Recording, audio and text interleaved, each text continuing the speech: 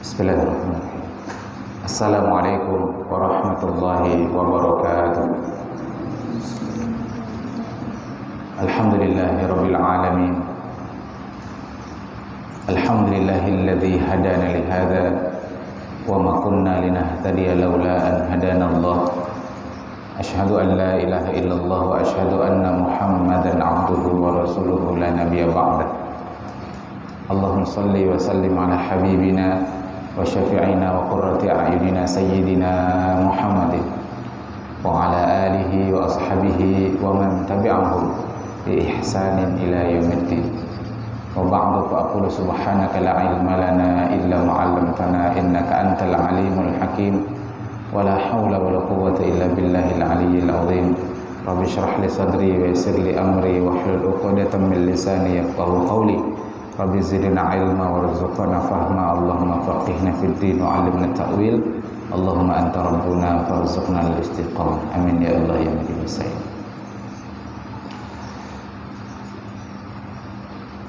Bismillahirrahmanirrahim. Qala al-musannifu Al-Qadhi Abu Suja fi kitabih Matan Ghayah wa Taqrib wa nafa'ana Allah bihi wa bi'ulumihi fid dharaini amin. Al-'uyub allati turaddul mar'ah.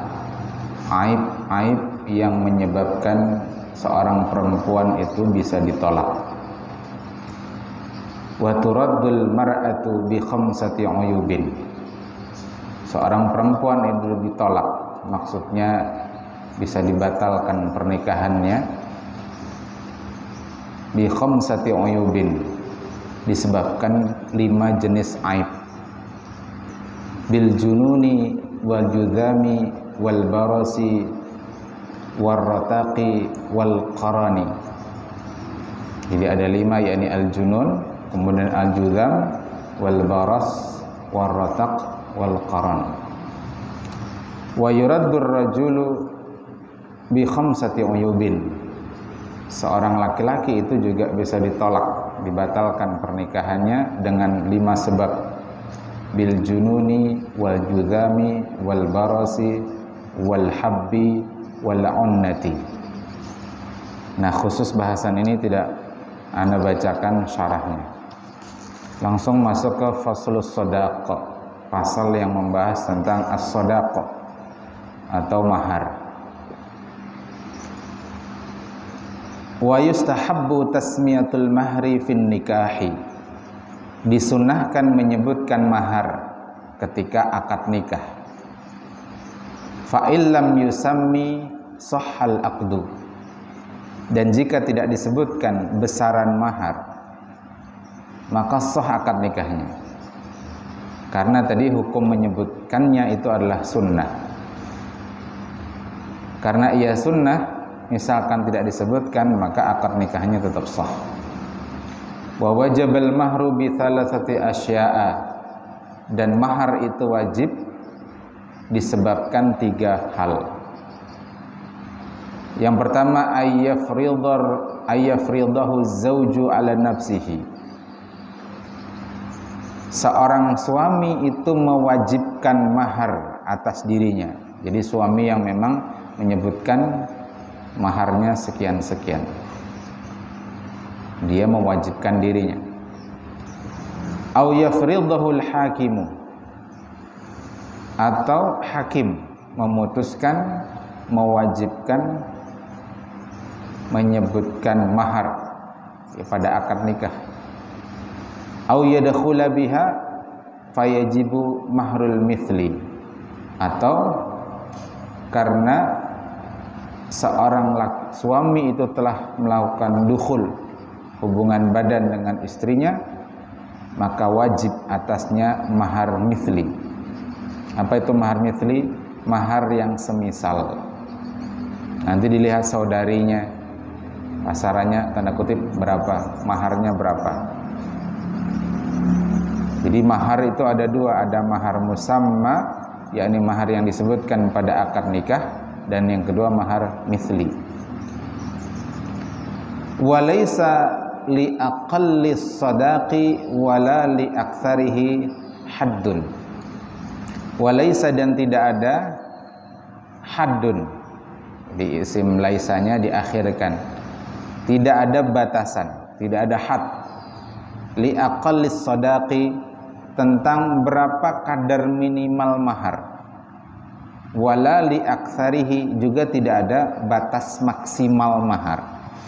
Jadi tidak ada ketentuan syariat, yaitu dikembalikan kepada uruf, dikembalikan kepada adat kebiasaan di satu masyarakat. Wa yajuzu ayyatazawwajaha ala manfaatin ma'lumatin. Seorang laki-laki boleh menikahi seorang perempuan dengan mahar manfaat, maksudnya jasa yang diketahui. Misalkan nanti mengajarkan Al-Qur'anul Karim. Wa yasqutu bit talaqi qabla dukhuli biha nisful mahri. Gugur kewajiban mahar itu bit talaq, jika seorang suami mentalak istrinya qabla dukhul, dan dia belum menggauli istrinya. Biha, nah, namun terhadap si perempuan itu punya hak nisful mahri, setengah dari mahar yang disebutkan. Nah, ini matan Ghayah wa Taqrib. Sekarang kita baca syarahnya. Qala syarih Asy-Syaikh Hisham Kamil Al-Azhari Asy-Syafi'i fi kitabih Imta'in Najib Syarhi Ghayat Taqrib. Wa nafa'ana Allah bihi wa bi'ulumi fid dharaini amin. As-sadaqu, as-sadaq lughatan bi fathis sad, dengan menfathahkan huruf sad, jadi dibacanya as-sadaq. Ismun lima wujiba bin nikahi wa huwal mahri. Jadi as-sadaq itu adalah ismun, sebutan terhadap apa yang diwajibkan, ya, diwajibkan ketika pernikahan, yaitu mahar. Jadi mahar ini hukumnya wajib. Kalau tidak ada mahar, haram. Menyebutkannya dalam akad nikah hukumnya sunnah. Beda ya antara membayar mahar dengan menyebutkan mahar. Menyebutkan mahar itu hukumnya sunnah, tapi membayar mahar itu hukumnya wajib. Jadi boleh tidak akad nikah tanpa menyebutkan mahar? Boleh, cuman meninggalkan kesunahan. Tapi boleh tidak akad nikah tidak membayarkan mahar? Haram, karena bayar mahar hukumnya wajib. Entah itu tunai ataukah hutang, yang jelas mahar itu hukumnya wajib. Wa syar'an, dan secara syar'i, ismun limalin wajibin 'alar rajuli lil mar'ati binikahin aw wad'in aw mautin aw tafwiti bud'in qahran. Secara syar'i, mahar itu atau as-sadaq itu adalah ismun, penyebutan, limalin wajibin 'alar rajul, untuk harta yang wajib ditunaikan atas seseorang laki-laki, lil mar'ati, kepada seorang perempuan, binikahin, karena sebab pernikahan. Jadi tadi disebutkan limalin wajibin, hukumnya wajib karena sebab pernikahan, awwatin, atau karena jima, ya hubungan badan, au mautin, atau karena meninggal, dan karena hilangnya mahar lalu dia dipaksa untuk membayarkannya, misalkan karena rusak atau hilang. Faidatun, summiya sadaqan, disebut atau disebut sadaqan li isy'arihi bisidqin bisadqi raghbatin bisidqi raghbati dafi'ihi fin nikah. Disebutkan as-sadaq, itu sadaqan itu karena li isy'ar, untuk meminjamnya, ya. Bisidqi raghbati dafi'ihi, untuk menggambarkan kejujuran, kesungguhan untuk menunaikannya pada pelaksanaan akad nikah, maka disebut shadaq. Faidatun as-shadaqu lahu thamaniyatu asma' majmu'atun fi bait. As-shadaq itu punya 8 nama. Jadi mahar itu ada 8 nama dan dihimpun pada satu bait, yakni shadaqun wa mahrun, kemudian nihlatun wa faridatun wa habaun wa ajrun summa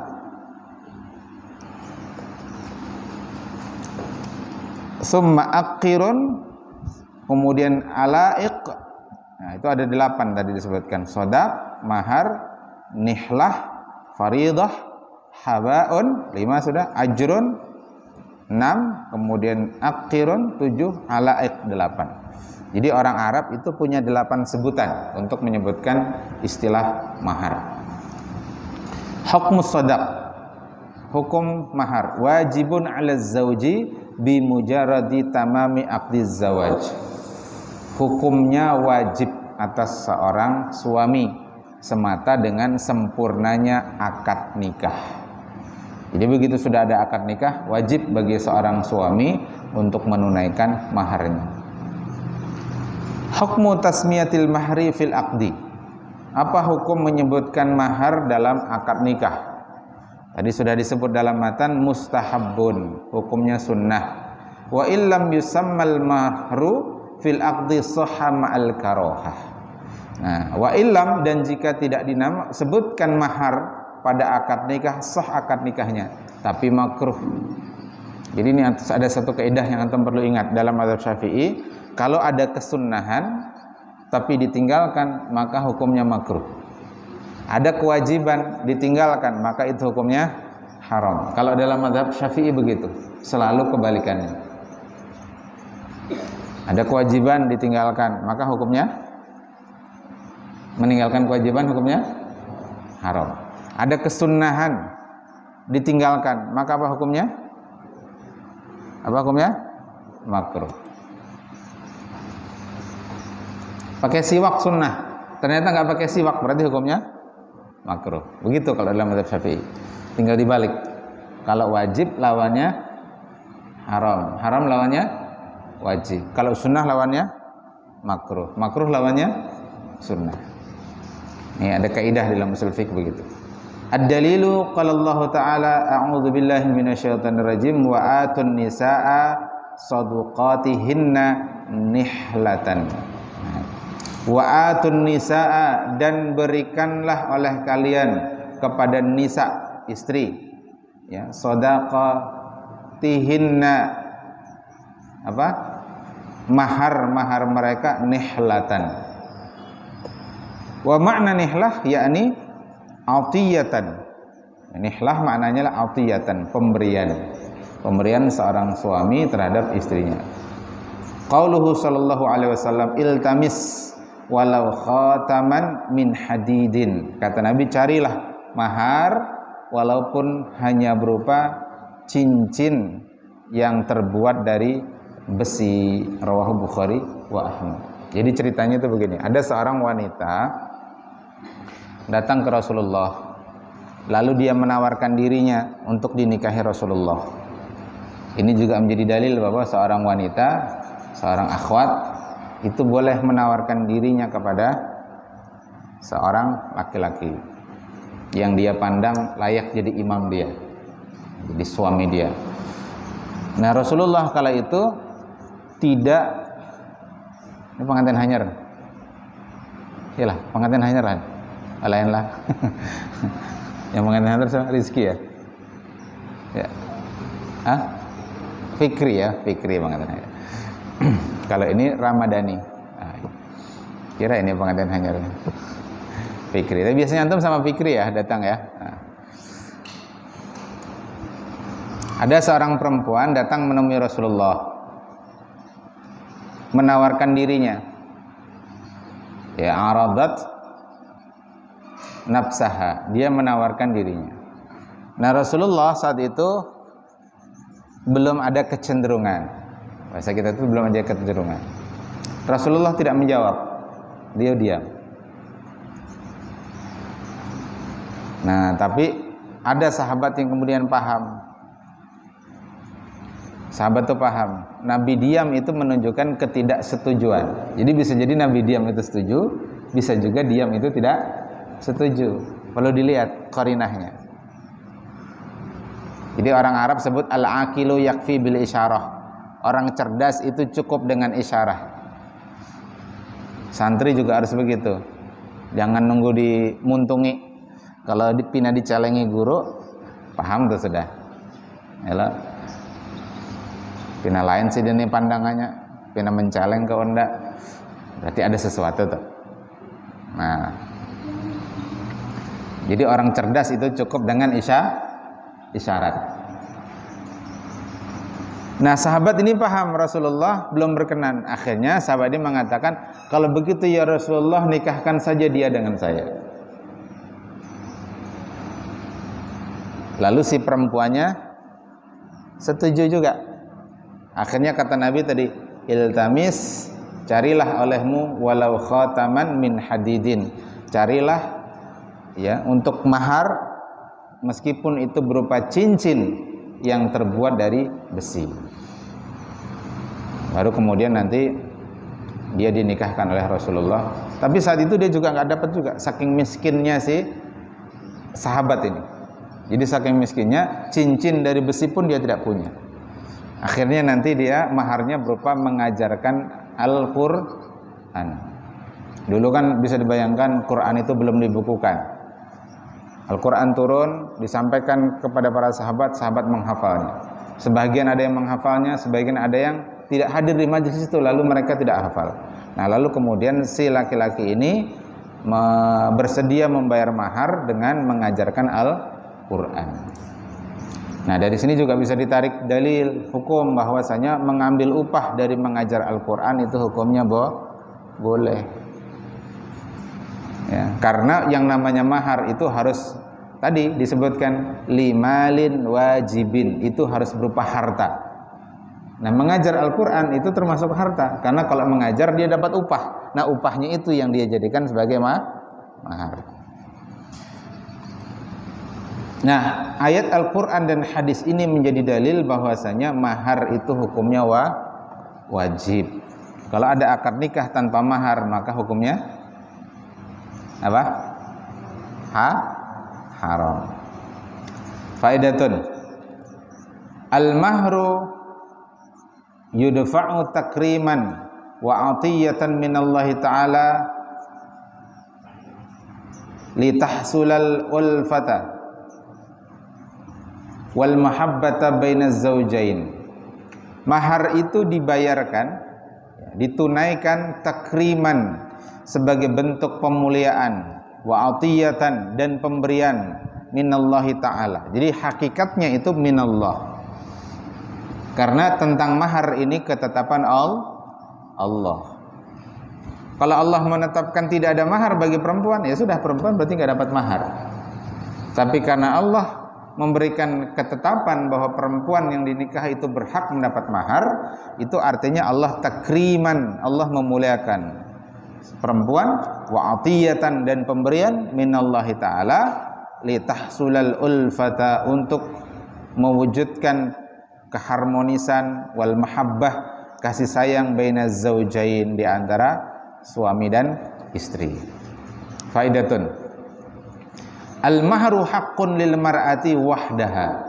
Mahar itu adalah hak bagi seorang perempuan saja.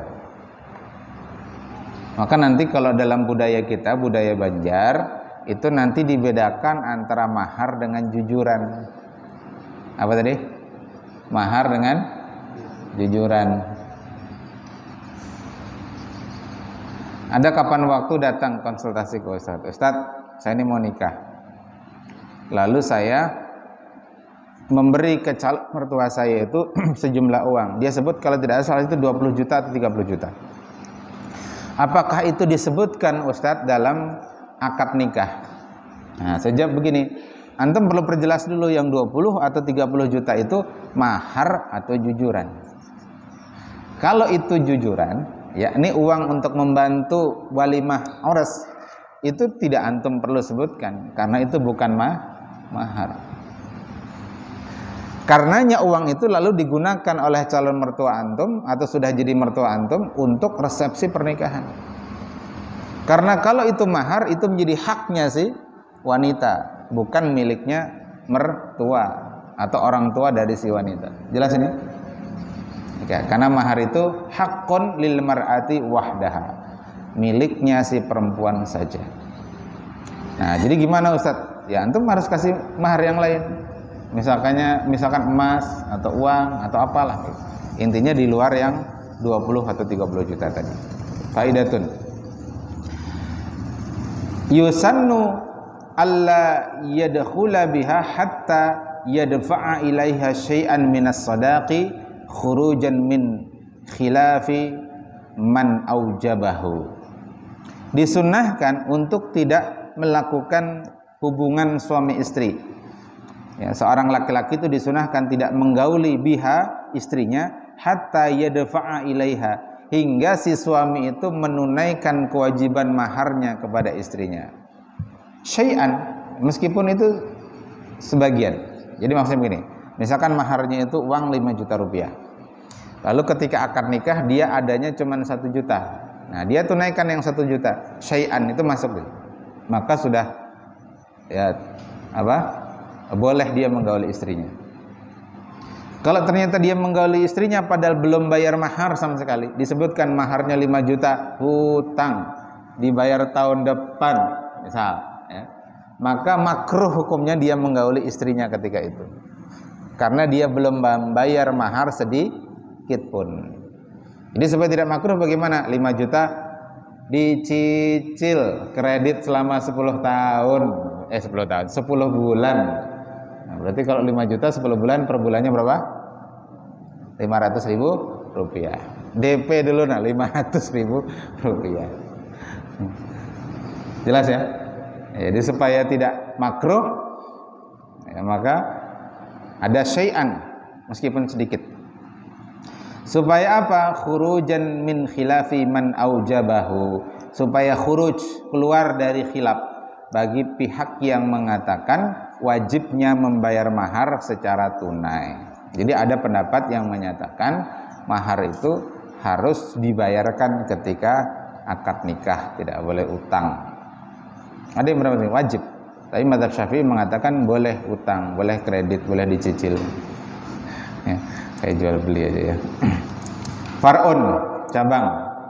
Miqdarus shadaq, kadarnya mahar. La hadda li aqallil mahri wa la hadda li aktsarihi, sebagaimana disebut di matan tadi, tidak ada batasan minimal mahar, sebagaimana juga tidak ada batas maksimal mahar. Wa yujuzul mahru bi syai'il ainiyyi awil manfaati. Mahar itu boleh berupa benda, berupa barang, atau boleh berupa jasa. Jadi berdasarkan riwayat Imam Bukhari dan Ahmad tadi. Wa yasihu ayyakuna dainan, dan boleh berhutang. Berhutang itu artinya tidak bayar sama sekali. Ya. Enggak bayar sama sekali, setahun baru bayar misalnya, itu utang. Jadi ada istilah dain, ada istilahnya taksid. Ya, dain bitaksid. Kalau dain itu bayar tempo. Jadi antum beli apa misalkan beli mobil, bayar tahun depan, itu dain. Ada dain bitaksid. Kalau dain bitaksid itu dikasih DP lalu dicicil selama 1 tahun, 1 bulan sekian, khususnya itu namanya taksid. Itu angsuran. Jadi ada dain. Jadi bai itu ada jual beli cash ya. Ada jual beli dain, bai bid dain. Ada bai bitaksid. Ke kantin misalkan belum ada kupon. Lalu antum ambil dulu, catat, itu bai'u bid-dain namanya, utang, beli dengan utang. Apakah boleh dimakan yang dibeli? Ya boleh. Boleh, karena sudah terjadi jual beli. Cuman belum bayar. Bayarnya mundur kalau sudah dapat kupon misalnya. Nah, tapi kalau beli lalu dicicil sekian waktu, namanya bai' bitaksid, jual beli angsuran. Boleh juga. Dia masuk ke dalam keumuman ayat wa ahallallahul bai'a. Yusannu adamun naqsi an. Nah, tapi di sini ada miqdar ya, ada takaran yang hukumnya sunnah. Yusannu adamun naqsi min asyarati darahim. Disunnahkan tidak kurang dari 10 dirham. Tidak kurang dari 10 dirham. 1 dirham itu 2,975 gram perak. Berapa tadi? 2,975 gram perak. Hafal itu. Berapa tadi? 2,975 gram perak. Bacanya begitu. 2,975. Tidak boleh antum menyebutnya 2,975. Secara matematik cara membaca itu salah. Karena di belakang koma itu bacanya satuan begitu. 3 digit tadi ya, 975. Anggap 3 gram. Kalau kali 10 berarti 30 gram. Anggap harga 1 gramnya 20.000 sekarang perak. Berarti 30 dikali 20.000 berapa? 30 kali 20.000 berapa? Berapa? 600? 600 apa 60.000? 600.000. Nah itu tidak kurang dari 600.000 kalau dikonversi 10 dirham tadi. Wa adamu ziyadati ala khamsi mi'ati dirhamin, dan tidak lebih dari 500 dirham. Jadi kalau asyrah darohim, kalau khamsumi'ah dirham. Darohim itu jamaknya dirham. Itu kaidah dalam ilmu nahwu adat ma'dud, babnya adat ma'dud. Nanti masuk di bab tamyiz. Di dalam bab tamyiz ada bab adat wal ma'dud. Ya, bilangan dan satuan. Rumusnya apa? Jim, mam, mim ya. Apa tadi rumusnya? Jim, mam, mim. 3 sampai 10 rumusnya jim. 11 sampai 99 rumusnya mam. 100 dan kelipatannya mim. Nah, jadi jim, mam, mim. Jim itu jamak majrur, makanya darohim. Darohim itu jamak. Jadi dibacanya an asyrati darohima. Kenapa dibaca darohima padahal darohima itu majrur? Karena dia isim ghairu munsharif, termasuk sighah muntahal jumu. Jadi darohim. Nah, kalau ala khamsi mi'atin itu dirhamin bacanya. Pakai rumus mim ya, mufrad majrur. Berapa 500 dirham itu? Ya tinggal 500 dikali 3. Berapa 500 kali 3? Berapa? 1.500. 1.500 kali 20.000 berapa? Supaya gampang kali 20.000. Kalau 1.500 dikali 20 berapa? Ayo cepat ngitungnya nih, ketinggalan Amerika terus ini. Berapa tadi? 3 dikali 3 dikali 500 1.500. 1.500 kali 20 berapa? 30.000. Nah, tambahi lagi nolnya 3. Berarti 30 juta. Ya. Ini di-upgrade lagi nih. Speed ngitungnya nih. Ya. Jadi 4.5G. Ya. Lebih dipercepat lagi kemampuan berhitungnya, supaya nanti kalau ikut lomba cerdas cermat matematika juara. Wa yasihu jadi tidak lebih dari 30 juta ya kalau versi kitab ini. Wa yasihu ini hukumnya sunnah ya, meskipun kalau lebih boleh, makruh berarti. Kurang dari 600 boleh, tapi makruh karena disebutkan di sini sunnah. Wa yasihu ayyakunal mahru manfaatan kata'limil mar'ati al-Qur'ana. Boleh juga mahar itu berupa jasa, manfaatan, seperti mengajarkan istri Al-Qur'an. Far'un yajibul mahru bi thalathati asya'a.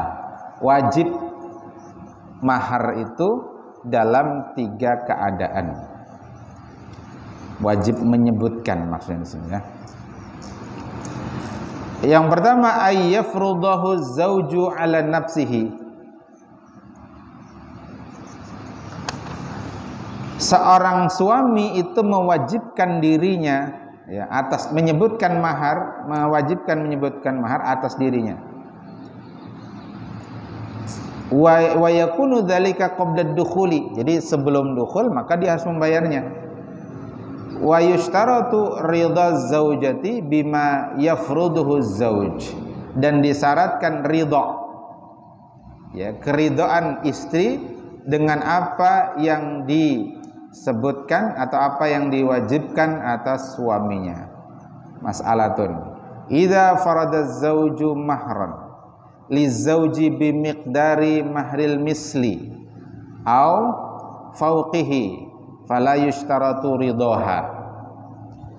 Jika seorang suami itu mewajibkan mahar ya li zaujah untuk istrinya, maksudnya mewajibkan membayar tadi qabla dukhul ya, bi miqdari mahril mithli, dengan kadar mahar mithli. Apa itu mahar mithli tadi nanti akan kita bahas ya, mahar yang angkanya itu mirip-mirip ya, takriban sekitar mirip dengan mahar dari kakak atau adik dari si istrinya itu. Nah, itu namanya mahar mithli. Nah, kalau itu mahar mithli au fauqihi atau di atasnya ya, lebih dari mahar mithli, kakaknya 30 juta misalkan, maka lalu dia tadi 30 juta kebanyakan ya maksimal ya, kakaknya 20 juta misalkan, kok dia lalu 25 juta, nah itu artinya di atas mahar kakaknya, maka fala yushtaratu ridahu, maka tidak disyaratkan keridhaan si calon istri. Jadi si suami memang menyebutkan sekian. Nah. Kemudian yang kedua, ayyafrudul hakimul mahra, hakim yang memaksa gitu ya, mewajibkan mahar itu. Wa yakunu fi halati imtina'iz zauj an daf'il mahri, yaitu ketika dalam kondisi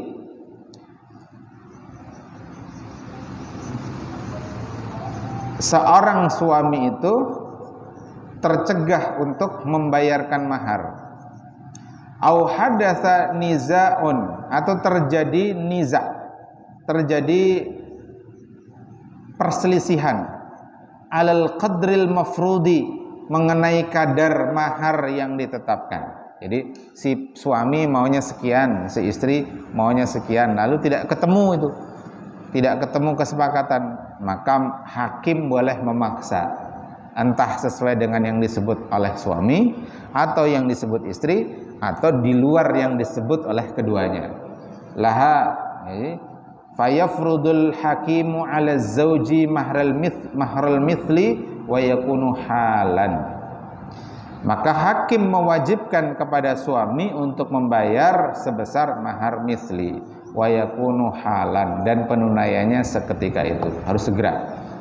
Wala yushtaratu ridha zaujain, dan tidak disyaratkan keridhaan suami maupun istri. Jadi kalau sudah hakim yang turun tangan ya, hakim ini ditunjuk oleh penguasa, dia yang memutuskan, maka mau ridha atau tidak, setuju atau tidak, sepakat atau tidak, keputusan hakim yang diterapkan. Kemudian yang ketiga, wa yadkhulu zauju bizaujati, seorang suami menggauli istrinya duna ayyafrudalaha mahron, dan dia itu belum menyebutkan maharnya. Wa yajibu mahrul misli, maka dalam kondisi seperti ini wajib dia membayar mahar misli. Faidatun mahrul misli huwa, mahar misli itu apa? Mahar misli adalah al-malul ladzi yutlabu fi zawaji li mithli zaujati adatan, Mahar misli itu adalah harta yang diminta pada pernikahan limithli zaujah, seperti para istri adatan, ya, pada umumnya, pada kebiasaannya.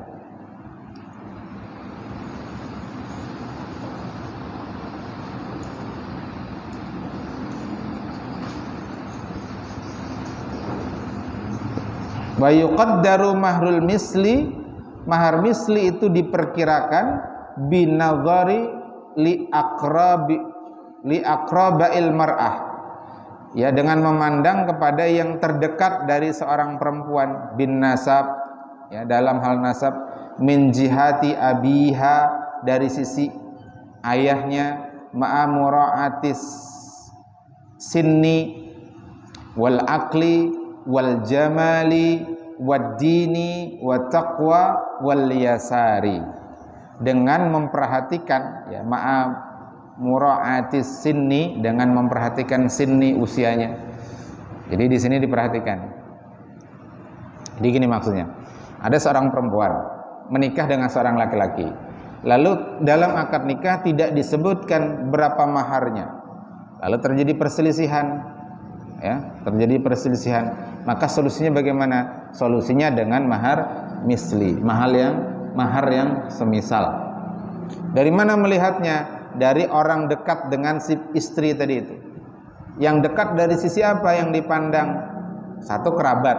Yang kedua dari sisi usianya, sinni, ma'amura'ati sinni.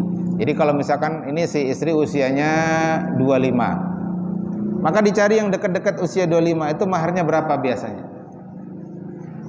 Jangan nanti dibandingkan dengan yang 40. Kalau 40 itu maharnya lebih mahal atau lebih murah? Wah, Ustaz Melus harus tahu itu. Lebih murah. Wal akli, dari sisi kecerdasan. Wal jamali, dari sisi kecantikan. Wad dini, dari sisi akhlaknya, agamanya. Wat taqwa wal yasar, dan kemudahan. Ya, jadi kalau yang suaminya ini berat juga kira-kira membayarkannya. Jadi lihat kondisinya.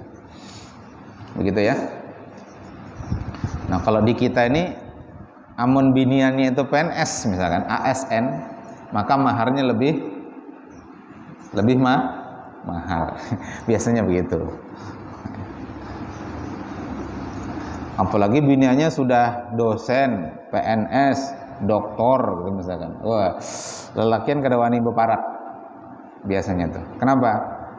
Takutan kalau maharnya larang.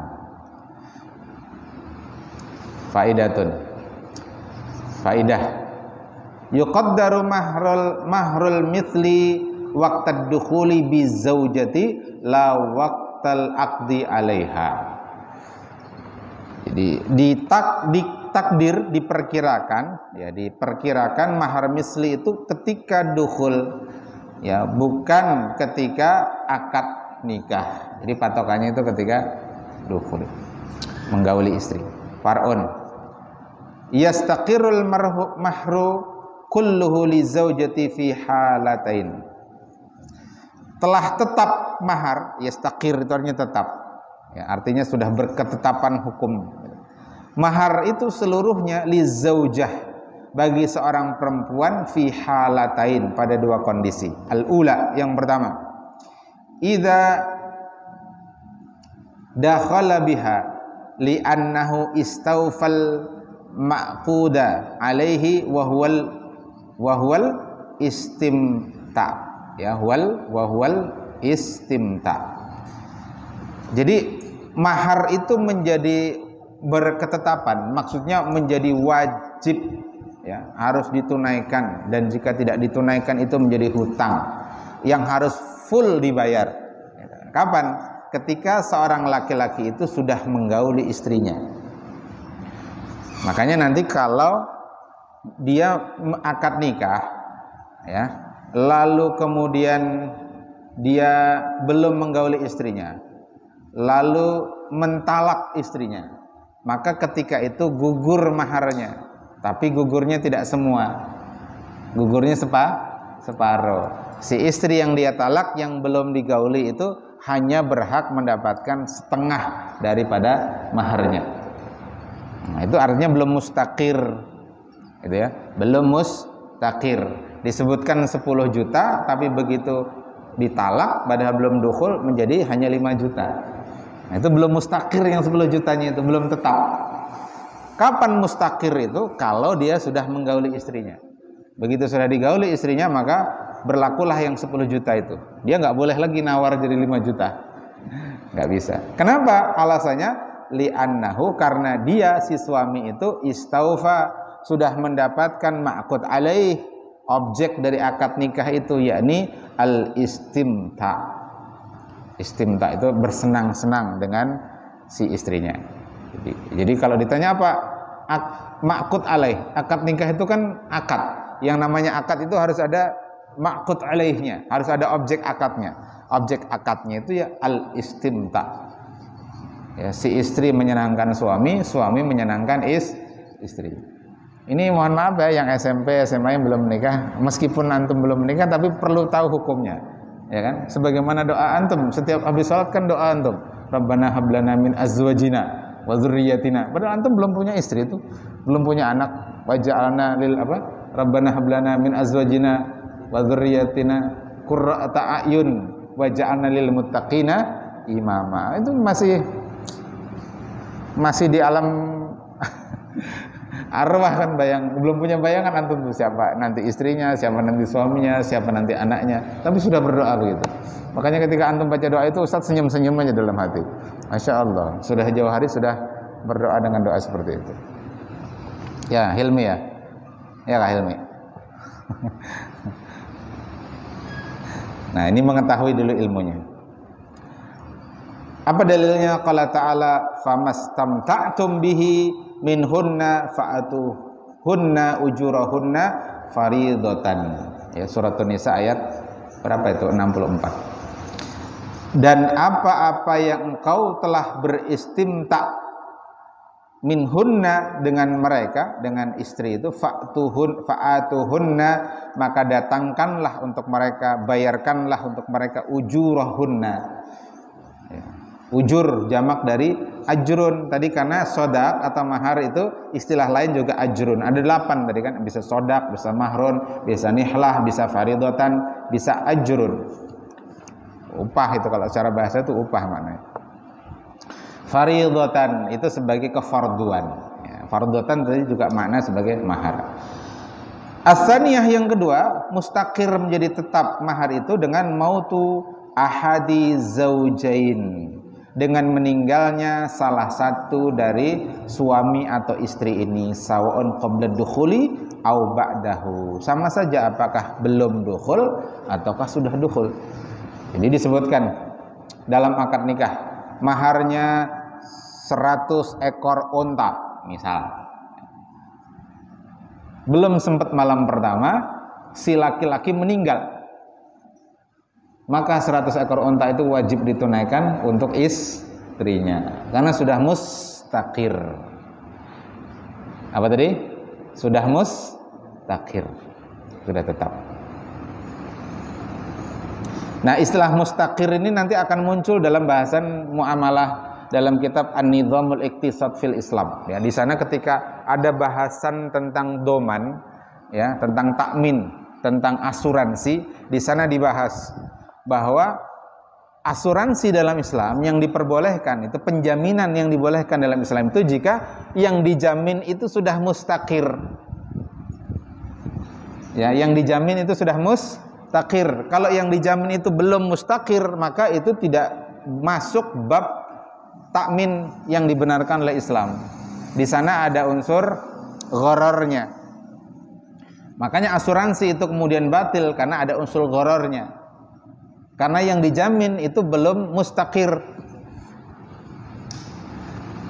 Apa contoh mustaqir? Ya tadi itu, kalau ada seorang laki-laki menikah belum bisa bayar, lalu dia menggauli istrinya. Nah, ketika itu menjadi mustaqir bagi dia. Maka misalkan si A menikah, dia belum bisa bayar, si B menjamin nanti saya yang akan membayari mahar dia. Nah, jaminan saya akan membayar itu harus disyaratkan mustakir dulu, yakni sudah digaulinya si istri. Kalau belum mustakir, penjaminan itu menjadi gharar, tidak boleh. Kan masih ada kemungkinan ditalakkah sebelum dukhul. Sama nanti dengan asuransi. Asuransi itu adalah ghairu mustakir. Jadi jiwa dijaminkan, mobil dijaminkan kalau ada kecelakaan. Kesehatan ditentukan, sakit apa dijaminkan. Padahal belum tentu dia itu sakit itu. Misalkan jaminannya penyakit jantung misalkan. Asuransinya sakit jantung. Ternyata nggak sakit jantung, sakitnya diabetes. Kalau pemain bola misalkan yang dijaminkan apanya? Apa? Pemain bola yang dijaminkan apanya? Apanya? Kakinya. Kalau pemain bola itu yang dijaminkan kakinya, bukan pita suaranya. Ternyata terjadi kecelakaan yang rusak pita suaranya, maka itu nggak masuk jaminan. Gharar. Kalau artis, penyanyi yang dijaminkan apa ya? Pita suaranya misalkan begitu. Nah, makanya dalam hadis berkaitan tentang penjaminan asuransi dalam Islam itu disyaratkan harus mustakir. Sebagaimana dalam satu riwayat ada seseorang meninggal. Lalu Rasulullah bertanya, ini si mayit ini ada utang tidak? Ada wahai Rasulullah, utangnya 2 dinar. Sampai meninggal dia belum bisa bayar utang. Apa kata Nabi? Sallu ala sahibikum. Salatkan sahabat kalian. Nabi nggak mau menyolatkan. Jadi kalau antum nanti menyembahyangkan jenazah, tanya dulu si mayit ini punya utang tidak? Kalau ternyata dia punya utang dan antum tuh ulama misalkan di satu kampung, antum kalau mengikuti sunnah Nabi nggak perlu menyolatkan. Tuh hati-hati makanya yang punya utang. Lalu ada sahabat yang mengatakan, ya Rasulullah, yang 2 dinar itu saya yang menanggung. Baru Nabi mau menyolatkan. Makanya sunnah itu hukumnya ketika sebelum sholat jenazah, ahli wariskah keluarga menyampaikan pengumuman, minta maaf, kemudian terima kasih atas bantuan penyelenggaraan jenazah, dan terkait utang piutang, muamalah yang lain hubungi kami. Itu jaminan. Baru si ulama tadi mau menyolatkan, karena ada anggota keluarganya yang menjamin akan melunasi hutangnya. Dari mana? Dari harta waris yang diwariskan kalau ada, dari harta yang ditinggalkan kalau ada. Kalau nggak ada ya patungan mewariskan utang. Tapi intinya utangnya harus dibayar. Ketika ada yang menjamin membayar baru disolatkan. Nah, penjaminan itu terjadi ketika sudah mustakir. Yakni mustakir apa? Bahwa si mayit ini memang ada hutang yang harus ditunaikan. Nah, asuransi yang seperti itu boleh kalau memang sudah mustakir. Tapi kalau belum mustakir itu gharar. Kalau gharar maka akadnya batil, maka asuransi itu akadnya batil. Jelas ini? Jelas tidak? Paham Tom? Ya, baik itu. Jadi ingat istilah mustakir itu ada dalam kitab An-Nizam wal-Iqtisad fil Islam. Contohnya ini, contohnya adalah seorang suami yang sudah menggauli istrinya, maka dia mustakir untuk menunaikan maharnya. Far'un. Yasqutu nisful mahri, gugurlah separuh mahar bit talaqi qabla dukhuli, dengan talak, cerai, sarak yang dilakukan oleh suami sebelum menggauli istrinya. Fatastahiqqul mar'atu nisfal mahri, maka si istri itu berhak mendapatkan separuh dari maharnya. Liqaulihi ta'ala, wa in talaqtumuhunna min qabli an tamassuhunna wa qad faradtum lahunna faridatan fanisfu ma faradtum. Wa in talaqtumuhunna, dan jika kalian mentalak mereka, min qabli, sebelum antamassuhunna, sebelum kalian menyentuh mereka. Bahasa Quran halus sekali. Quran tidak menyebutkan dukhul, tapi menggunakan kalimat tamassuhunna, sebelum kalian menyentuhnya. Ya, makanya nanti ada khilaf tentang apa yang membatalkan wudu. Apakah menyentuh, sekedar menyentuh itu batal ataukah tidak? Ya. Ada mazhab Syafi'i berpendapat menyentuh perempuan ajnabi, ya, al-mar'ah ajnabiyah yang bukan mahram itu batal, baik syahwat atau biduni syahwatin, baik disertai syahwat ataukah tidak, selama ada persentuhan biduni hail tanpa ada pembatas batal. Mazhab Maliki dan Hambali menyatakan batal jika bisyahwatin, terjadi persentuhan lalu ada jerujut-jerujut listrik, setrum, nah, itu batal. Itu menurut mazhab Hanafi dan mazhab Maliki dan Hambali. Tapi kalau persentuhan tapi tidak ada syahwat, tidak batal. Mazhab Hanafi lain lagi, persentuhan semata persentuhan kulit, mau syahwat atau tidak syahwat sama-sama tidak batal. Karena khilaf memahami aula mastumun nisa, menyentuh perempuan. Apakah menyentuh itu pertemuan basyarah kulit dengan kulit, ataukah maksudnya adalah menggauli istri. Nah, di sini tadi disebutkan dengan bahasa menyentuh. Jadi kalau menurut Ibnu Abbas, menyentuh itulah massastum bil yad, persentuhan kulit. Semata terjadi persentuhan kulit itulah batal. Itu yang diambil dalam mazhab Imam Asy-Syafi'i. Jadi kalau belum menggauli mereka, waqad faradtum, dan engkau telah memfardukan, maksudnya telah menyebutkan maharnya, lahunna bagi mereka, faridatan sebagai pemberian, sebagai kefarduan, fanisfu ma faradtum, maka kewajibanmu itu adalah menunaikan setengah dari apa yang engkau sebutkan. Ini suratul Baqarah ayat 237. Mas'alatun. Idza irtaddatiz zaujatu qabla ad-dukhuli saqatal mahru kulluhu wala haqqa laha fihi. Jika seorang perempuan, seorang istri itu murtad, keluar dari Islam, qabla dukhul, sementara suaminya belum menggaulinya, maka gugurlah maharnya seluruhnya. Si perempuan itu tidak punya hak mahar sama sekali. Jadi kalau ada kasus begitu ya, menikah dengan muslimah, yang muslimahnya itu juga masuk Islam pas akad nikah. Masuk Islamnya menjelang akad nikah. Karena menurut aturan di Indonesia, negara Indonesia, di undang-undang perkawinan, pernikahan itu harus satu agama misalkan. Kalau dia menikah beda agama, maka keluar ke Singapura misalkan. Nah, ini karena di Indonesia dia akhirnya masuk Islam. Terjadilah akad nikah. Ternyata belum digauli, murtad lagi perempuannya, balik lagi ke agamanya yang lama, murtad dia. Maka ketika itu gugurlah maharnya, si perempuan tidak berhak mendapatkan mahar itu sedikit pun. Tatimmatun, penyempurnaan. Al-mut'ah. Al-mut'atu hiya malun yajibu 'alar rajuli daf'ahu limra'atihi al-mufariqah lahu bitalaqin aw firaqin. Ya. Jadi mut'ah itu adalah harta malun yang diwajibkan atas seorang laki-laki untuk menunaikannya terhadap istrinya yang mufariqah. Ya, bitalaqin, yakni talak dari suami, au firaqin, atau si istri yang minta ditalak, ya, gugat cerai istilahnya. Hukmuhu wajibatun. Ad-dalilu, dalilnya Allah qala ta'ala wal mutallaqati mata'un bil ma'rufi haqqan 'alal muttaqin. Bagi wanita-wanita yang ditalak, mereka itu punya hak untuk mendapatkan mata'un, perhiasan. Ya, jadi mut'ah tadi.